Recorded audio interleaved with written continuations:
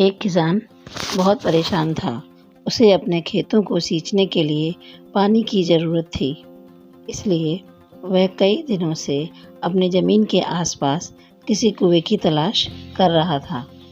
इसी तलाश में वह घूम ही रहा था कि अचानक उसे एक कुआं दिखा। यह कुआं उसके खेतों से बहुत नज़दीक था, इसलिए किसान बहुत खुश हुआ। उसने सोचा कि अब उसकी परेशानी खत्म हो गई।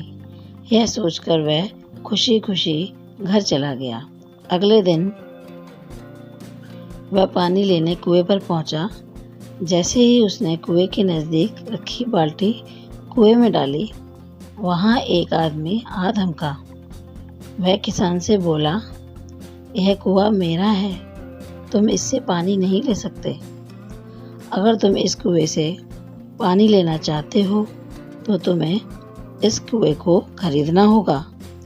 यह सुनकर किसान कुछ देर रुका और फिर मन ही मन सोचने लगा कि अगर मैं इस कुएं को खरीद लूं तो मुझे कभी पानी की कमी नहीं होगी और ना ही मुझे पानी के लिए इधर उधर भटकना पड़ेगा। फिर क्या था, दोनों के बीच एक रकम तय हुई। किसान के पास उतने पैसे नहीं थे, लेकिन वह यह मौका छोड़ना नहीं चाहता था। इसलिए किसान ने उसे अगले दिन वह रकम देने का वादा किया और घर की ओर चल दिया। किसान के लिए कुआं खरीदने का यह अच्छा मौका था, इसलिए वह इस काम में ज़रा भी देर नहीं करना चाहता था।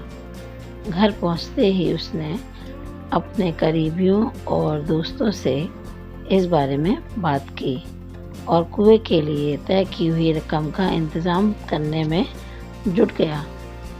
थोड़ी भागदौड़ और कोशिश के बाद आखिरकार उसने वह रकम जमा कर ली। अब वह पूरी तरह से निश्चिंत हो चुका था कि उसे कुआं खरीदने से कोई नहीं रोक सकता। जमा हुए पैसों को लेकर वह फिर घर चला गया। उसे बड़ी बेसब्री से इंतज़ार था कि कब रात खत्म होगी और वह कुआं खरीदने जाएगा। इसी सोच में वह पूरी रात सो नहीं सका। अगले दिन सुबह होते ही वह कुआं खरीदने निकल पड़ा। उस आदमी के घर पहुंचकर किसान ने उसके हाथ में पैसे रखे और कुएं को खरीद लिया। अब तो कुआं किसान का हो गया था। फिर उसने पानी निकालने में देर नहीं की। जैसे ही किसान ने कुएं से पानी निकालने के लिए बाल्टी उठाई, उस आदमी ने फिर बोला, ठहरो, तुम इस कुएं से पानी नहीं निकाल सकते। मैंने तुम्हें कुआं बेचा है, कुएं का पानी अभी भी मेरा है। किसान मायूस हो गया और न्याय के लिए राजा के दरबार में शिकायत करने पहुंच गया।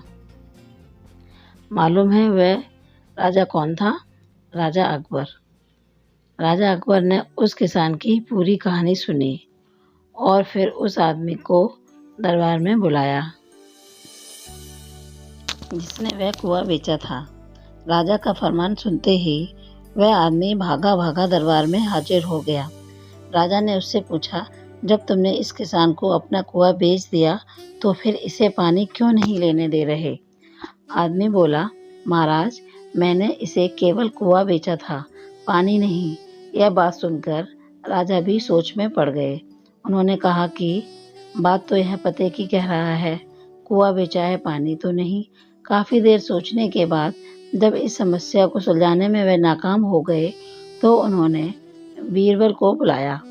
बीरबल बहुत ही बुद्धिमान था, इसलिए राजा अकबर किसी भी मामले पर फैसला लेने से पहले उसकी राय जरूर लेते थे। बीरबल ने इस बार फिर दोनों से उनकी समस्या पूछी। पूरी बात जानने के बाद बीरबल ने उस आदमी से कहा, ठीक है, तुमने कुआं बेचा, पानी नहीं, फिर तुम्हारा पानी किसान के कुएं में क्या कर रहा है? कुआं तुम्हारा नहीं है, फौरन अपने पानी को कुएं से बाहर निकालो। बीरबल का इतना कहते ही उस आदमी को समझ आ गया कि अब उसकी चालाकी किसी काम की नहीं है। उसने राजा से फौरन माफ़ी मांगी और माना कि कुएं के साथ उसके पानी पर भी किसान का पूरा अधिकार है। यह देखकर राजा अकबर ने बीरबल की बुद्धिमानी की तारीफ की और कुआं बेचने वाले आदमी पर धोखेबाजी के लिए जुर्माना लगाया।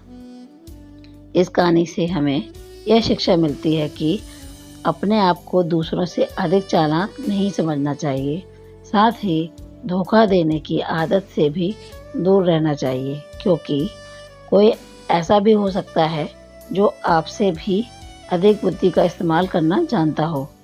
ऐसे में आपका धोखा पकड़ा जाएगा और आपको अपने किए का भुगतान करना पड़ेगा, जैसे इस कहानी के अंत में कुआं बेचने वाले आदमी को करना पड़ा।